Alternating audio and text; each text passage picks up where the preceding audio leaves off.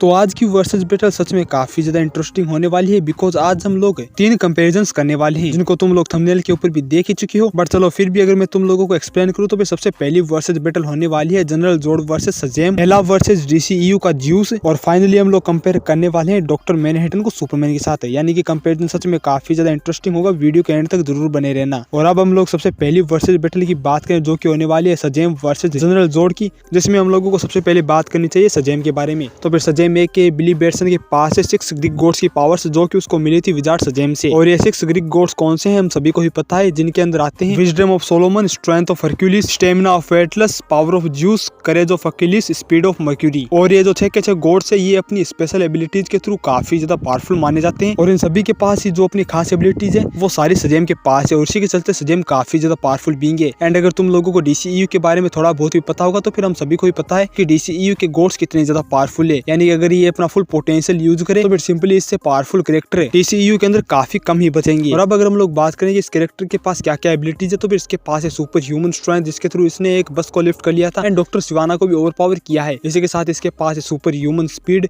जो काफी fast travel कर सकता है। इसके पास है फ्लाइंग की एबिलिटी, इसी के साथ इसकी ड्यूरेबिलिटी भी काफी ज्यादा कमाल की है। ये कैरेक्टर बुलेट प्रूफ है। इसी के साथ ही ये अपनी फाइट के अंदर मैजिकल लाइटनिंग का भी यूज कर सकता है। अब अगर हम लोग बात करें जनरल जोड की तो फिर जनरल जोड एक क्रिप्टोनियन है जो कि अपने प्लेनेट क्रिप्टोन के ऊपर एक आर्मी जनरल था, और जनरल जोड अपनी स्पीशीज में सबसे खास है बिकॉज उसे बनाया ही गया है सबसे ज्यादा पावरफुल क्रिप्टोनियन के तौर पे, और उसी के चलते वो सबसे ज्यादा पावरफुल क्रिप्टोनियन भी है। वो काफी ज्यादा स्किल्ड एंड एक्सपीरियंस्ड कैरेक्टर भी है, उसका नॉलेज भी काफी ज्यादा बेहतर है। बट उसका असली पोटेंशियल हम लोगों को देखने को मिला था जब वो अर्थ के ऊपर आया था, जहाँ पर एलोसन की पावर्स एंड एबिलिटीज को एब्जॉर्ब करने के बाद उसके पास भी सेम सुपरमैन वाली ही एबिलिटीज आ गई थी। ये कैरेक्टर सच में काफी ज्यादा स्ट्रॉन्ग बन गया था, जिसके सिर्फ सुपरमैन से टकराने से ही कुछ इस लेवल का डिस्ट्रक्शन हुआ था। इसके पंचेज एक्सट्रीमली पावरफुल बन गए थे एंड सुपरमैन को ये उड़ा उड़ा के मार रहा था। इसी के साथ इसकी ड्यूरेबिलिटी सच में काफी ज्यादा कमाल की थी एंड हम लोगों को देखने को मिला है कि अर्थ के कोई भी वेपन्स क्रिप्टोनियंस को हार्म नहीं कर सकते। इनकी स्पीड एंड एजिलिटी भी सच में काफी ज्यादा कमाल की होती है। इसी के साथ ही ये कैरेक्टर्स फ्लाई कर सकते हैं, इनके पास हीट विजन है। इसी के साथ ही इनके सेंसेस काफी ज्यादा कमाल के होते हैं और इनका लर्निंग प्रोसेस ह्यूमन से बहुत ही ज्यादा फास्ट होता है। तुम लोग खुद अंदाजा लगा लो जो कैरेक्टर स्पीड ऑफ लाइट से मूव करते हैं उनका लर्निंग प्रोसेस कितना ज्यादा फास्ट होगा। अब अगर हम लोग करें कंपेरिजन तो फिर देखो सजेम बेशक कितना भी ज्यादा पावरफुल कैरेक्टर क्यों ना हो, बट जनरल जोड के अगेंस्ट उसका जीतने का कोई भी चांस नहीं बनता है। बिकॉज सजेम स्ट्रॉन्ग है बट जनरल जोड उससे कहीं गुना ज्यादा स्ट्रॉन्ग है, जिसके बारे में हम लोग मैन ऑफ स्टील के अंदर भी देख ही चुके हैं कि उसके सिर्फ टकराने से ही मैसिव डिस्ट्रक्शन हो रहा था।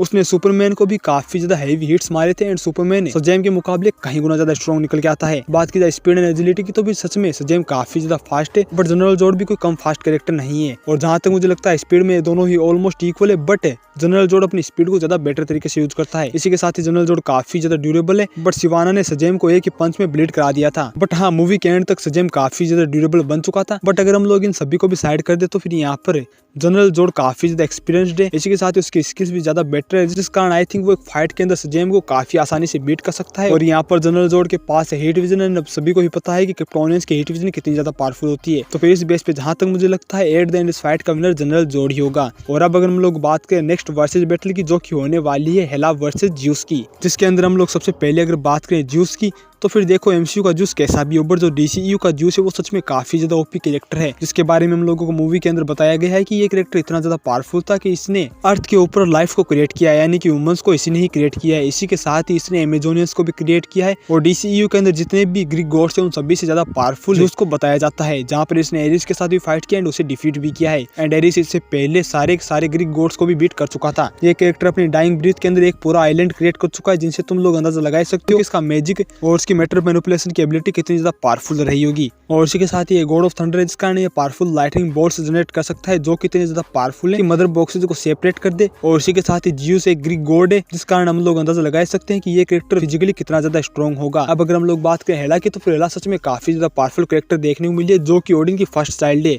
जिसने थोर के पैदा होने से पहले ही 9 रेल्म्स में अपनी दाग जमा दी थी। इसने ओडिन के साथ मिलकर 9 रेल्म्स को कॉन्क्यूर किया है, और उसके बाद में ये अपनी मोटिव्स को पूरा करने के लिए ओडिन के भी अगेंस्ट हो गई थी, जहाँ पर इसने पूरी वेलकरी आर्मी को एक ही झटके में डिस्ट्रॉय कर दिया था। और जहाँ तक मुझे लगता है कि ओडिन भी फिजिकली इतना ज्यादा कैपेबल नहीं होगा कि इसे रोक पाए, तो इसी बेस पे उसने इसको कैद कर दिया था। और ओडिन की डेथ के बाद ये वापस आती है एंड आते ही इसने थोर के म्योलिर को एक ही झटके में तोड़ दिया था। थोर एंड लोकी को बाइफ्रोस्ट से बाहर फेंक दिया था जिसके बाद इसने पूरी एसगार्डियन आर्मी के एल लगा दिए थे एंड मूवी के एंड तक इसने थोर को न जाने कितनी बार बीट किया है। यानी कि ओवरऑल देखा जाए तो फिर हेला सच में काफी ज्यादा पावरफुल कैरेक्टर है। बात की जाए इसकी एबिलिटी की तो फिर इसके पास है नाइट स्वॉर्ड्स को जनरेट करने की पावर, जो कि इतनी ज्यादा पावरफुल होती है कि गॉड्स को भी ब्लीड करा दे। बट अब अगर हम लोग करें कंपेरिजन है तो फिर यहाँ पर एक्सपीरियंस, स्किल्स, मैजिक और नॉलेज के मामले में ज्यूस काफी ज्यादा आगे निकल के आता है हेला से। और रही बात फिजिकल कैपेबिलिटीज की तो फिर देखो अभी तक हम लोगों को नहीं पता है कि DCU का ज्यूस कितना ज्यादा स्ट्रॉन्ग है, तो फिर उस बेस पे ये बोलना कि ज्यूस ज्यादा स्ट्रॉन्ग है ये बात बोलना सही नहीं होगा। तो इसी बेस पे इन दोनों को हम लोग इक्वली स्ट्रॉन्ग मान सकते हैं। बात की जाए ड्यूरेबिलिटी की तो फिर आई थिंक ज्यूस हेला के मुकाबले बहुत ही ज्यादा ड्यूरेबल है, बिकॉज हम लोग देख ही चुके हैं कि हेला को एसगार्डियन सोल्जर ने भी चीर के रख दिया था, बट वहीं ज्यूस ने एरिस के हेवी हिट्स को खाया है। और इसी के साथ ही हम लोग ये भी देख ही चुके हैं कि एरिस भी इतना ज्यादा पावरफुल था कि वंडर वुमन की गोल्डली स्वॉर्ड उसको बिल्कुल भी हार्म नहीं कर पाई थी। सो यस, ज्यूस ज्यादा ड्यूरेबल है। इसी के साथ ही हम लोग बात करें स्पीड एंड एजिलिटी की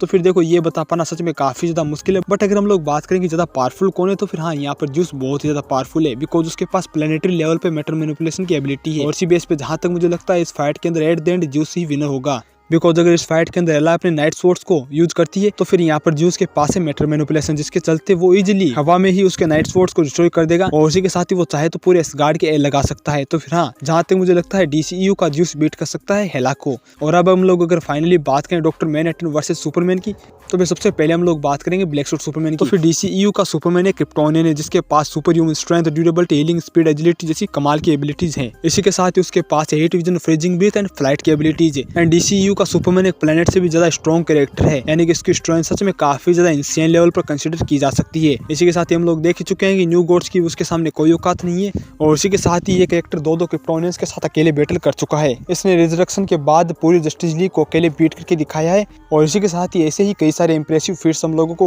DCU के अंदर देखने को मिले हैं। और अब अगर हम लोग बात करें डॉक्टर मैनहट्टन की तो फिर डॉक्टर मैनहट्टन एक ह्यूमन है जो कि गलती से डिसइंटीग्रेट हो गया था, बट वो मरा नहीं था, जिसके चलते जो उसकी थिंकिंग थी वो अभी भी जिंदा थी। इसके बाद जैसे जैसे टाइम बीता उसने अपने आसपास की चीजों को मैनिपुलेट करना सीख लिया, जिसके चलते उसने एनर्जी को मैनिपुलेट करके खुद की एक बॉडी तैयार की, जिसके बाद वो कहलाया डॉक्टर मैनहट्टन। और ऐसी कोई भी एबिलिटी नहीं है जो कि डॉक्टर मैनहट्टन परफॉर्म ना कर पाए, बिकॉज डॉक्टर मैनहट्टन एक ऐसा कैरेक्टर है जो कि यूनिवर्स के किसी भी लॉ को फॉलो नहीं करता है। वो जिसे चाहे अपने हिसाब से मैनिपुलेट कर सकता है। और इसी के साथ ही ये कैरेक्टर टाइम के भी बियॉन्ड है, ये चाहे तो टाइम ट्रेवल कर सकता है, टाइम को अपने हिसाब से मैनिपुलेट कर सकता है। और इसी के साथ ही हर टाइमलाइन में एक साथ मौजूद भी है। और इसी के साथ ही हम लोग मूवी के अंदर देख ही चुके हैं कि ये सिर्फ अपने हाथों के इशारों से ही लोगों को डिसइंटीग्रेट कर सकता है। एंड अगर मैं तुम लोगों को सिंपली बताऊं तो फिर हर वो काम जो कि तुम लोग सोच सकते हो वो सब कुछ ये कर सकता है। और अब अगर हम लोग करें कंपैरिजन तो फिर देखो यहाँ पर कंपैरिजन करने को कुछ भी नहीं बचा है, बिकॉज सुपरमैन एक ऐसा कैरेक्टर है जो कि सिर्फ उन कैरेक्टर्स के साथ लड़ सकता है जो कि यूनिवर्सल लॉज को फॉलो करते हैं। बट ये एक ऐसा कैरेक्टर है जो कि किसी भी यूनिवर्सल लॉज को फॉलो नहीं करता है, इवन इसकी खुद की कोई बॉडी भी नहीं है। बट हम सभी को भी पता है कि सुपरमैन फिजिकली स्ट्रॉन्ग कैरेक्टर है जो कि अपनी स्ट्रेंथ के दम पे ही किसी को बीट कर सकता है। बट इसकी तो कोई बॉडी ही नहीं है, यानी कि सुपरमैन चाहकर भी इसे डिफीट नहीं कर सकता है।